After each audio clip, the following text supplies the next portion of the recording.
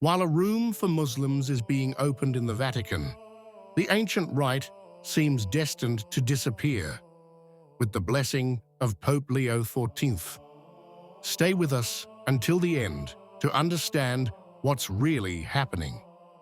During his broadcast World Over, which aired on October 16th on EWTN, journalist Raymond Arroyo devoted extensive space to the question of the traditional Latin Mass in the United States. The tone of the interview was direct, almost provocative, and reflected the uneasiness of a Catholic world that now feels under observation. After the publication of the Motu Proprio Traditionis Custodes, the American bishops moved one after another to comply with the Roman directives, often with a certain bureaucratic zeal that did not fail to provoke bitter reactions among the faithful most attached to the ancient rite. The scene is always the same: sober but peremptory diocesan communiques, parish priests forced to close celebrations that for years had attracted families and young people, and bewildered communities that suddenly find themselves without an altar to kneel at. Many observers, even within the Church, have spoken of an unjust document, created more to control than to accompany. Around 15 U.S. dioceses are now believed to have implemented the restriction, but pressure from Rome is pushing for increasingly uniform application. Some bishops, though reluctant, preferred to obey so as not to appear to conflict with the papal line. Others, more convinced, took the opportunity to drastically reduce celebrations according to the Missal of St. Pius V. Meanwhile, the people of the ancient Mass are not giving up. In many American cities, from Dallas to Philadelphia, the faithful are gathering to pray, discuss, and organize. It's not about nostalgia, but about belonging. Some have traveled across entire countries to continue participating in that liturgy, which in its solemnity seemed to preserve a connection with the faith of all time. The conflict between episcopal authority and the sensus fidelium is now evident and risks creating a profound rift. At the heart of the liturgical storm, one figure stands out, firmly pulling the strings from Rome: Cardinal Roche. Prefect of the dicastery that governs the liturgy, he is the man charged with ensuring that the directives of the Motu Proprio Traditionis Custodes are respected, diocese by diocese.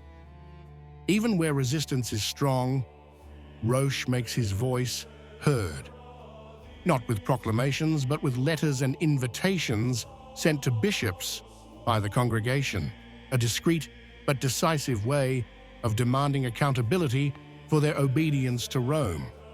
It is curious, and for many significant, that the cardinal was confirmed in his position despite having passed the retirement age established for heads of departments.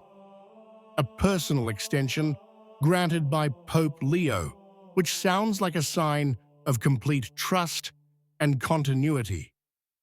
It's a gesture that the most attentive interpret as a desire to ensure the continuation of the restrictive stance toward the traditional Mass, without compromise.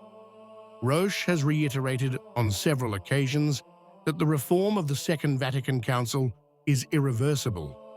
He repeats it as a principle of faith, almost an administrative dogma. For faithful attached to the ancient rite, this statement smacks of definitive condemnation.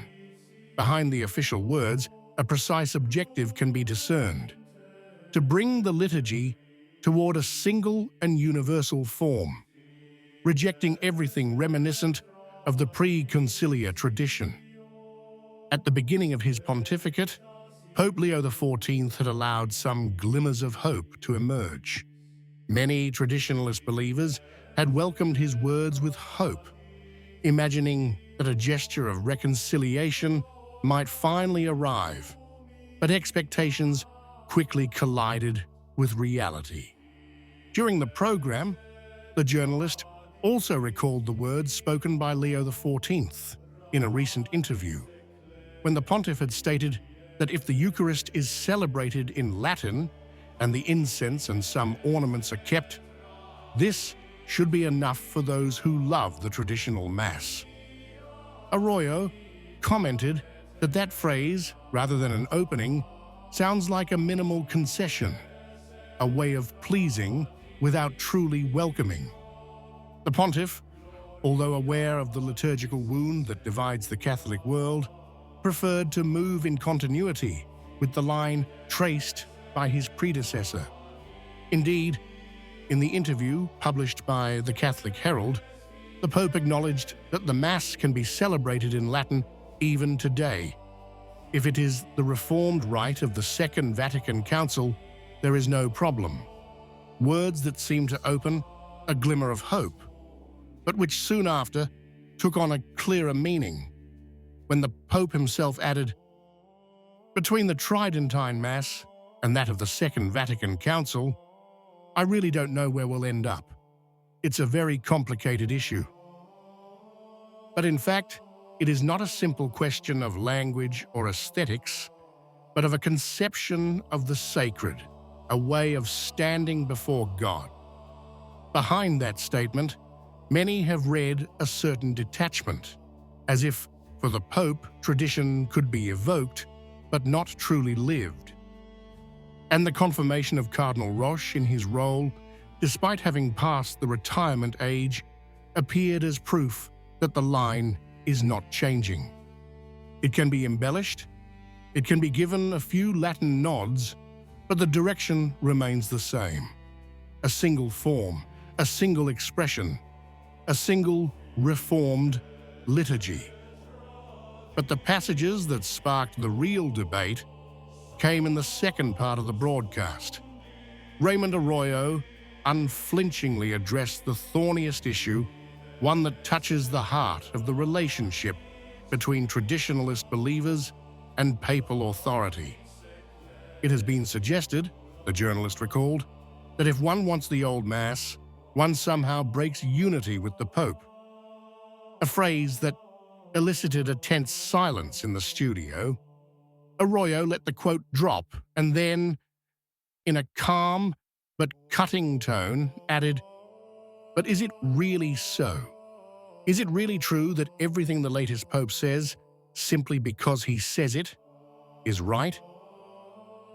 There was no rebellion in those words, but rather a question that touches the conscience of many Catholics. Arroyo wasn't questioning the primacy of Peter, but the idea that ecclesial communion can be reduced to mere psychological obedience. His reasoning, simple yet groundbreaking, was clear. Loving tradition does not mean disobeying, and seeking continuity does not equate to rejecting the Pope. The problem, he explained, arises when the pontiff's personal preferences are presented as if they were dogma, and those who do not share them are treated as suspects. Many spectators, especially among the faithful, most active in the life of traditional communities, perceived a liberation in those words.